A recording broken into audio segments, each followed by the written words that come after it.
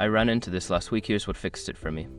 If you want to stop your Apple TV Plus subscription from automatically renewing, follow these steps.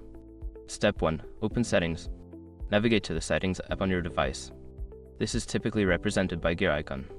Step 2. Tap on your name. At the top of the Settings menu, tap on your name to access your Apple ID settings. Step 3. Select Subscriptions. Scroll down and find the Subscriptions option. This will show you all your active subscriptions, including Apple TV Plus. Step 4. Choose Apple TV Plus. Find and select Apple TV Plus from the list of subscriptions. This will open the subscription details. Step 5. Turn off auto renewal. Look for the option that says Cancel Subscription or turn off auto renewal. Confirm your choice to stop future charges. Be aware that if you cancel too close to your renewal date, you might still have access until the end of the billing cycle. If you have any trouble, double check that you're logged into the correct Apple ID. Good luck!